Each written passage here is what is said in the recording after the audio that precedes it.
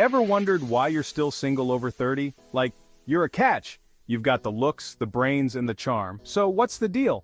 Why is it that despite having everything going for you, you're still navigating the single life? You've got your life together. You can make a mean bowl of cereal, and you can whip up a delicious meal in no time. You're independent, self-sufficient, and you know how to take care of yourself. So what gives? Why hasn't Mr. or Miss Right walked into your life yet? Don't worry, fam. We're diving deep into 10 reasons you are still single over 30. We're going to explore the ins and outs of modern dating, the challenges, the triumphs, and everything in between. Whether it's the changing dynamics of relationships, the pressures of society, or just plain bad luck, we're covering it all. Let's be real. Dating after 30? It's a whole different ballgame. The rules have changed, the stakes are higher, and the dating pool, well, it's a bit more complicated. But that doesn't mean it's impossible. With the right mindset and a little bit of humor, we can navigate this crazy world of dating together. So grab your wine, your cat, your emotional support plant, whatever gets you through, and let's get real. We're in this together, and who knows? By the end of this, you might just find the answers you've been looking for. So sit back, relax, and let's dive into the adventure of being single over 30. It's going to be a wild ride. Okay, let's be honest, having standards is a good thing. We don't want just anybody, right? We want the Ryan Reynolds to our Blake Lively, the peanut butter to our jelly. You get it. But sometimes our standards are so high they're practically floating in space. We're talking unicorn-level expectations. And listen, there's nothing wrong with wanting the best, but are we letting perfectly good opportunities pass us by because they don't tick every single box on our mile-long list? Just something to think about. Commitment. The 6-letter word that can send shivers down our spines. It's a concept that can make even the bravest among us feel a bit uneasy. The idea of being tied down, of having to consider someone else's feelings and needs alongside our own, can be daunting. I mean, it's scary, right? The thought of opening yourself up to someone, of being vulnerable, can be terrifying. What if they don't feel the same way? What if they leave? What if you end up getting hurt? And then there's the practical side of things. Sharing your space, your time, your life, having to compromise on what to watch on TV, or even worse, sharing your Netflix password. The list of potential pitfalls seems endless. But here's the thing, sometimes our fear of commitment stems from past experiences. Maybe we've seen relationships around us crumble, or we've been hurt before. Or perhaps it's the fear of missing out on something better, the idea that there might be someone else out there who's a better fit.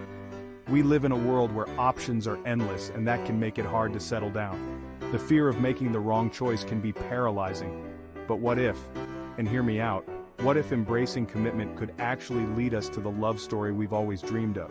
What if, instead of running away from commitment, we leaned into it? What if we allowed ourselves to be vulnerable, to take that leap of faith? Maybe, just maybe, we'd find that the rewards far outweigh the risks. After all, isn't that what love is all about? Taking a chance, opening your heart, and finding someone who makes it all worthwhile. So the next time you find yourself hesitating, ask yourself this: are you running away from love, or just from doing the dishes? Because sometimes the things we fear the most are the very things that can bring us the greatest joy. We've all got baggage, some more than others. Past relationships, heartbreaks, they leave their mark. But sometimes, we let that baggage define our present and future relationships. We're so scared of getting hurt again that we build walls so high, no one can climb them, not even the good ones. It's like we're stuck on an emotional roller coaster, reliving the same ups and downs, too afraid to get off and try something new. Chapter 4. Busy career. Climbing the corporate ladder or building walls of loneliness. You're ambitious, you're driven, you're killing it in your career. But at what cost? When your job becomes your whole life, it leaves little room for anything else, especially dating. You're swiping right on your phone during your lunch break, scheduling dates between meetings, and by the time the weekend rolls around, you're too exhausted to even think about putting on pants, let alone going out. Chapter 5. Lack of effort. Netflix and chill, forever? Let's be real, finding love takes effort. It's not just going to magically appear on our doorstep while we're binge-watching reality TV in our pajamas. We've got to put ourselves out there, go on dates. Even if they're terrible, swipe right, swipe left, the whole shebang. But sometimes, it's just easier to stay in our comfort zone, right? Chapter 6. Independence, strong and single, or building fortresses of solitude. Being independent is amazing. We can take care of ourselves, we don't need anyone to complete us, we're basically superheroes. But sometimes our independence can turn into a defense mechanism. We're so used to doing everything ourselves that we push away potential partners, afraid of letting someone in, afraid of losing our precious independence. Chapter 7. Poor social skills, ghosting, breadcrumbing, and other dating disasters. Look, we can't all be social butterflies. Some of us are more like awkward penguins, stumbling through social situations. But in the world of dating, communication is key. And if we're constantly ghosting, breadcrumbing, or just generally sending mixed signals, it's no wonder we're still single. Chapter 8. Limited social circle. Same friends, same stories, same old. Our friends are awesome, they're our chosen family. But when your social circle is smaller than your apartment, it can be tough to meet new people, especially potential romantic interests. It's like we're stuck in a dating Groundhog Day, seeing the same faces, hearing the same stories, and wondering if we'll ever break free from this cycle of singledom. Chapter 9. Unrealistic expectations. Looking for Prince Charming or just a decent human being. We've all got our type, right? But sometimes our expectations are so unrealistic they're practically living in a Disney movie.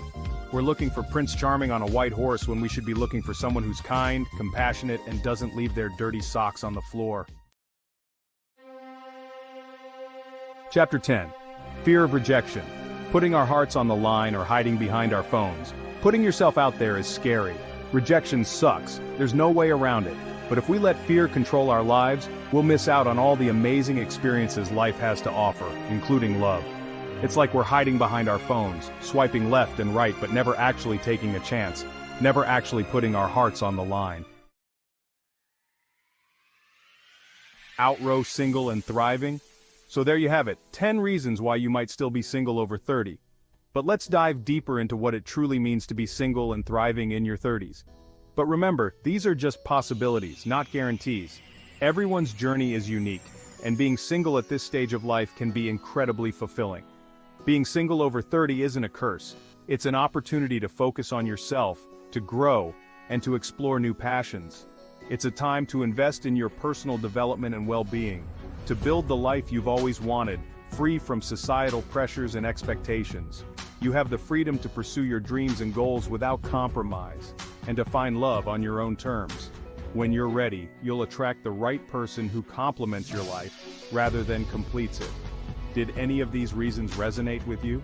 It's important to reflect on your own experiences and understand that being single is a valid and empowering choice.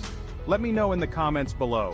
Share your thoughts, your stories, and how you're thriving in your single life.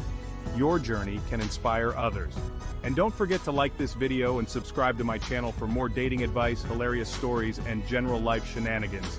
Your support means the world to me and helps me create more content for you. Until next time, stay fabulous.